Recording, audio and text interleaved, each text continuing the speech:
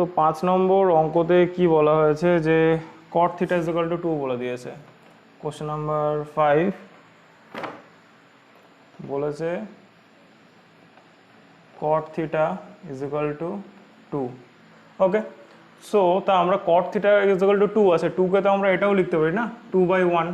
R cot theta is equal two আমরা কি জানি, cot theta is equal two যে ট্যানের উল্টো, ট্যান মানে কি লম্ব বাই ভূমি, তাহলে এটা কি হয়ে যাবে ভূমি বাই লম্ব।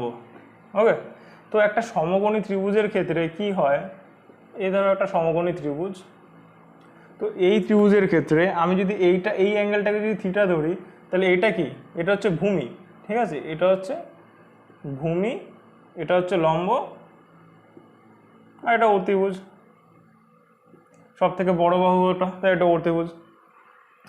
এবার আমাদের কি প্রমাণ করতে হবে এই অঙ্কটাতে, যে বলেছে ট্যান থিটা সেক থিটার মান ফার্স্টে আমাদের বার করতে হবে, ট্যান থিটা আর সেক থিটা। তাহলে ট্যান থিটার মান তো একদম ইজি, তো ট্যান থিটা কি হবে, ট্যান থিটার সমান এটা উল্টে যাবে, তার মানে কি 1/2। কটের উল্টো ট্যান হয় বা ট্যানের উল্টো কট হয়, এটা আমরা আগে জেনেছি। আর আমাদের সেকের মান বার করতে হবে। আচ্ছা, সেকের মান, sec theta is equal to কি হয়, সেক থিটা ইকুয়ালস টু কি হয়, সেক কার উল্টো হয়, সেক হয় হচ্ছে কসের উল্টো। তো কস মানে কি ভূমি বাই অতিভুজ, তার মানে এটা কি হবে অতিভুজ বাই ভূমি। আচ্ছা, একটা জিনিস বলে দিই, যারা হচ্ছে শুধু অঙ্কটা বুঝতে আসনি, এখানে শুধু উত্তরটা দেখতে এসছো, তাদের জন্য বলে দিই যে নিচে দেখো তোমরা টাইম দেখতে পাচ্ছ যে কখন এটার অ্যান্সারটা দেওয়া আছে, কোন সময় গেলে। তো সেক থিটা বার করতে গেলে কি করতে হবে, অতিভুজ বাই ভূমি। অতিভুজ বাই ভূমি, আমি কি ভূমির মান জানি, হ্যাঁ এখানে ভূমির মান আছে, তো ভূমির মান 2, এটা কিন্তু রেশিও, কস থিটার রেশিও হচ্ছে 2/1 এখানে। ওকে, এটা কিন্তু রেশিও, এটা কিন্তু অ্যাকচুয়াল মান না যে 2 মিটার বা 1 মিটার, এগুলো কোনো ভ্যালু না, এগুলো হচ্ছে জাস্ট রেশিও দেওয়া আছে। তো আমাকে ফার্স্ট এখানে কি লিখতে হবে, যে ধরি, আমাকে সব ধরে নিতে হবে, ধরি ভূমি সমান সমান, ভূমি সমান সমান 2m একক, আর হচ্ছে অতিভুজ, সরি এখানে লম্ব দেওয়া আছে, তাহলে এটা লম্ব ধরতে হবে, সমান সমান 1 মিটার 1m একক। ওকে, তাহলে অতিভুজটা কি হবে, অতিভুজ, আমি অতি লিখছি এটাকে, তো অতিভুজের ফর্মুলা কি, পিথাগোরাসের উপপাদ্য থেকে √ওভার ভূমি স্কোয়ার যোগ লম্ব স্কোয়ার, তাহলে ভূমি স্কোয়ার কত হবে 2m স্কোয়ার, 2m তার হোল স্কোয়ার প্লাস 1m তার হোল স্কোয়ার মিনস m তার হোল স্কোয়ার, করলে কত হবে 5m তার whole square, 5m square actually, 2 square হচ্ছে 4 আর হচ্ছে এটা m স্কোয়ার, তাহলে কি 4m square plus m square 5m square, তাহলে এটাকে করলে কি হবে m√5। ওকে, তো এটাই আসবে অতিভুজের দৈর্ঘ্য। তাহলে এবার সেক থিটার ভ্যালুটা আমি বার করতে পারবো, সেক থিটার ভ্যালুটা তাহলে কত হবে, sec theta is equal to অতিভুজ কত, অতিভুজ হচ্ছে এখানে m√5, আর এখানে ভূমি কত, ভূমি এখানে আমরা জানি যে 2m, তাহলে ভূমি হবে হচ্ছে 2m, তাহলে এই m আর এই m কেটে গেল, হয়ে গেল কত √5/2, তাহলে এটা হয়ে গেল সেক থিটার ভ্যালু। ওকে, এবার আমাদের একটা জিনিস প্রুফ করতে বলেছে, তো প্রুফটা কি বলেছে দেখে নাও, যে প্রুফটা বলেছে যে 1 plus tan square equals to sec square. Okay, তাহলে 1 প্লাস আমাদের দেখাতে হবে। আচ্ছা, আমি এবার এখানে যেহেতু আমি ভ্যালুগুলো পেয়ে গেছি, তো আমি এই সাইডটা একটু মুছে দিই। তো কি বার করতে হবে, যে 1 plus tan square theta equals to sec square theta, এটা প্রুফ করতে হবে। তাহলে এই সব প্রমাণ করার জন্য আমরা কি RHS আর LHS মানে বাংলাতে ডান পক্ষ আর বাম পক্ষ ধরে করতে হবে। তাহলে এটা, তাহলে এখানে লিখি যে ডান পক্ষ, ডান পক্ষ, ঠিক আছে, এটা তোমরা লিখতেও পারো উপরে, নাও লিখতে পারো, সেটা তোমাদের ইচ্ছা। তো এটা 1 প্লাস ট্যান স্কোয়ার, তাহলে 1 plus tan square theta equals two, তাহলে কত বেরোচ্ছে 1 প্লাস ট্যান স্কোয়ার থিটার ভ্যালু কত, ট্যানের ভ্যালু কত হাফ, তাহলে 1 প্লাস 1 বাই কত হয়ে যাবে 4, হাফ স্কোয়ার মানে হচ্ছে 1/4। ওকে, এটা আমি ডাইরেক্ট 1/4 লিখলাম। তাহলে এটা যদি আমি এখন যদি ক্যালকুলেট করি তাহলে কত হবে, তাহলে 4 এখানে 4 প্লাস 1 একবারে, আচ্ছা ঠিক আছে লিখে দিই, 4 প্লাস 1 ইকুয়ালস টু কত 5/4। এটা একটা আমাদের ভ্যালু বেরোলো, 1 প্লাস ট্যান স্কোয়ারের ভ্যালু 5/4। এবার আমাকে কি দেখাতে হবে যে এই যে সেক স্কোয়ার থিটা এটার ভ্যালুও 5/4 বেরোচ্ছে। এটা যদি আমরা প্রুফ করে দিই তাহলে ডান পক্ষ ইকুয়ালস টু বাম পক্ষ প্রমাণিত হয়ে যাবে। তাহলে এবারে বাম পক্ষ লিখি, এখানে বাম পক্ষ কি আছে, এখানে sec square theta, sec square theta, sec square থিটার ভ্যালু কত, এখানে সেক থিটার ভ্যালু কত √5/2। তাহলে কি √5/2 তার হোল স্কোয়ার যদি করি √5 উঠে যাবে, √5 উঠে গেলে কি হবে, শুধু 5 হয়ে যাবে, নিচে কত আসবে 4 হয়ে আসবে। তাহলে কি এই ডান পক্ষ আর বাম পক্ষ কি সেম হলো, এইখানে 5/4 এখানেও 5/4, তাহলে কি হয়ে গেল ডান পক্ষ ইকুয়ালস টু বাম পক্ষ প্রমাণিত, অঙ্ক শেষ। ওকে, আবারও বলে দিচ্ছি যারা এখানে শুধু উত্তর দেখতে এসছো তারা নিচে দেওয়া টাইমে চলে যাও, উত্তর পেয়ে যাবে একদম ভালোভাবে। আচ্ছা, এরপরে যে অঙ্কটা আছে এটাও খুবই সোজা অঙ্ক, বলেছে cos θ = 0.6 হলে, আচ্ছা এটা এটা একটু মুছে দিই। দেখো তাহলে কি হবে, এটা থেকে আমাকে এটা প্রুফ করতে হবে।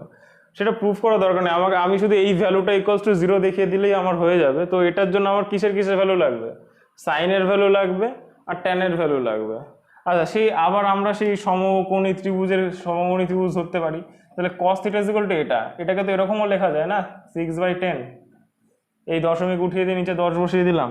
এটাকে আরেকটু কাটাকাটি করলে কত হবে, একে 2 দিয়ে কাটলে 3, এখানে হবে 5, তাহলে কি 3/5। cos θ মানে কি ভূমি বাই হচ্ছে অতিভুজ। তাহলে এখানে আমি তো লেট দিয়ে ধরতে পারি, ধরি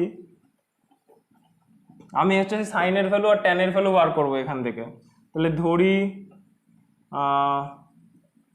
ভূমি ইকুয়ালস টু 3m আর হচ্ছে অতিভুজ কত 5m, আর তাহলে লম্ব কত হবে, আবার সেই আমাদের পিথাগোরাস দাদুর উপপাদ্য। তাহলে √ওভার কি হবে 5m² - 3m², 5m তার হোল স্কোয়ার, সরি 5m তার হোল স্কোয়ার মাইনাস 3m তার হোল স্কোয়ার। তাহলে এটা করলে কত 25m² থেকে আমাদের কত 9m² বাদ দিতে হবে, থাকবে কত 16m²। আমি ডাইরেক্টলি লিখে দিলাম, তোমরা করে দেখবে 16m² হবে। তাহলে এটা অ্যাকচুয়ালি কত হচ্ছে 4m। ওকে, তাহলে ভূমি অতিভুজ আর লম্ব পেয়ে গেলাম। ভূমি কত 3m, অতিভুজ 5m আর লম্ব 4m। ওকে, এইবার তাহলে সাইনের মানও বলতে পারবো, ট্যানের মানও বলতে পারবো। ঠিক আছে, এখানে আমি ডাইরেক্ট বসিয়ে দিচ্ছি। ঠিক আছে, আমাকে এইটা ইকুয়ালস টু 0 দেখাতে হবে, সোজা কথা। তাহলে আমি এবার এইখানে চলে আসি। তুমি চাইলে এখানে সাইনের মান আলাদা করে বার করতে পারো, ট্যানের মানও আলাদা করে বার করতে পারো, বা এখানে একবার ডাইরেক্ট বসিয়ে দেওয়া যেতে পারে। ঠিক আছে, তাহলে এটা ইকুয়ালস টু 0 দেখাবো আমি। তাহলে কি হবে 5 ইন্টু সাইন থিটার মান কত হবে, লম্ব বাই অতিভুজ, লম্ব কত 4m by 5m minus 3 into tan থিটার মান কত হবে, ট্যান থিটা মানে কি লম্ব বাই ভূমি, তাহলে কি 4m by 3m, 4m by 3m। তাহলে mm কেটে গেল, এই 3 আর এই 3 কেটে গেল, এই 5 কেটে গেল, 4 mm কেটে গেল। তাহলে কত পড়ে থাকছে 4 - 4 equals to 0। Okay, equals to তাহলে 0, পাশে লিখে দিতে পারো প্রুভড, প্রমাণিত বাংলায়। ব্যাস কমপ্লিট, সোজা, খুবই ইজি। এর পরেরটাও একবারে সেম, একই অঙ্ক আছে এর পরেরটাও। পরেরটা দেখাতে হবে। পরেরটাতে কি বলেছে, বলছে কট এর মান বলেছে 4/7.5 হলে cos a cosec a। পরেরটাও সেম, এখানে কট কি বলেছে, কট এ বলেছে 4/7.5। আমি শুধু জাস্ট বোঝাচ্ছি এগুলো, ঠিক আছে, এগুলো জাস্ট বুঝে নাও। তারপর হচ্ছে কোশ্চেন আমি ভালোভাবে লিখে পরে করে দিয়েছি।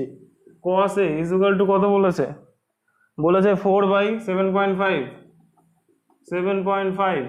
ওকে, এই দশমিকটা উঠিয়ে দাও এখান থেকে, দশমিক উঠিয়ে দিলে কত হবে, উপরে 10 গুণ হবে যেহেতু নিচে আছে এটা। তাহলে 10 দিয়ে এটাকে কেটে দাও, করলে কত হয় এখানে 15, 5 দিয়ে 5 15 75, 5 গুণে 10, কত হলো তাহলে 8/15 হলো, 8/15। এইবার এই সেম একই প্রসেসে এখানে ভূমি ধরতে হবে। কট মানে কি ভূমি বাই লম্ব। তাহলে আমাকে এখানে ধরবো 8m হচ্ছে ভূমি, ধরে নেবো যে 8m, আর হচ্ছে কি লম্ব হচ্ছে 15m। তো ওটা ধরে নিলে তাহলে আমি একটা অতিভুজের ভ্যালু পেয়ে যাব, ঠিক আছে। অতিভুজের ভ্যালু পেয়ে গেলে আমাকে যেগুলো যেগুলো বার করতে বলেছে সেগুলোর মানও পেয়ে যাব। এখানে কার কার মান বার করতে বলেছে, বলেছে কসে আর হচ্ছে কোসেকে, এই দুটোর মানও পেয়ে যাব, ঠিক আছে। তাহলে এগুলো এই দুটোর মান পেয়ে গেলে তারপর হচ্ছে আগেরটার মতনই এই সমীকরণে আমরা ওগুলোর ভ্যালু পুট করে দেবো। ভ্যালু পুট করলেই দেখা যাবে যে কী হচ্ছে, মানে এর পরেরটা আমাদের প্রমাণ করতে বলেছে যে 1 + cot square a equals to cos square a. এটা বুঝতেই পারছো কী হবে, না বুঝতে পারলে আমি তো কোশ্চেন অ্যান্সার শিট তো দিয়েই দিয়েছি, পরে ওখান থেকে দেখে নাও। এর পরেরটা বলেছে sine C is equal to, আচ্ছা এবার 8 নম্বরটা দেখা যাক। আচ্ছা এর পরেরটাও খুবই সোজা অঙ্ক আছে, সাইন সি 8 নম্বরটা। 8 নম্বরটা সাইন সি এর ভ্যালু বলেছে sine c equals to 2/3 and আমাকে কিসের কিসের মান, cos c into cosec c, cos c into cosec c, okay. cos c into cosec c এর মান বার করতে হবে। আমি তো জানি সাইন এগুলো যদি 2 নম্বরে দেয় তাহলে বেশি ওইসব ধরাধরির কোনো কেসই নেই। সাইন সি মানে কি, সাইন মানে কি যে লম্ব বাই অতিভুজ, ব্যাস হয়ে গেল, লম্ব বাই অতিভুজ, ব্যাস কাজ শেষ। এবার শুধু আমাকে কি বার করতে হবে, ভূমি বার করতে হবে, সব অঙ্কগুলোর মতো। তাহলে ভূমি কি হবে, আমি এত লিখছি না এখন, আমি জাস্ট দেখিয়ে দিচ্ছি ভূমিটা কি হবে। তাহলে ভূমি হবে √, অতিভুজের স্কোয়ার মানে কত, 3 স্কোয়ার মাইনাস এখানে কত আছে 2 স্কোয়ার হয়ে যাবে, ব্যাস হয়ে গেল ভূমি স্কোয়ার। ভূমি তাহলে কি হলো, এটা হয়ে গেল। তাহলে এখানে কত হচ্ছে 3 স্কোয়ার কত 9 মাইনাস 4 √, তাহলে কত হচ্ছে রুটের ভেতরে 5, √5 হচ্ছে, হলো ভূমির মান পেয়ে গেলাম যে √5। এবার আমাকে cos c আর হচ্ছে cosec c এর মান বার করতে হবে। এখানে তোমরা বার করতে পারো cos c = এত, cosec c = এত। আমি ওটা করছি না, এগুলো আমি খাতায় সব লেখা আছে ফ্রেশ করে, সেগুলো আমি প্রোভাইড করে দিয়েছি নির্দিষ্ট সময়, নিচে দেখে নাও। এখানে তাহলে cos c এর মান কি হবে, cos c এর মান হবে হচ্ছে তোমার ভূমি বাই অতিভুজ। ভূমি কত এখানে √5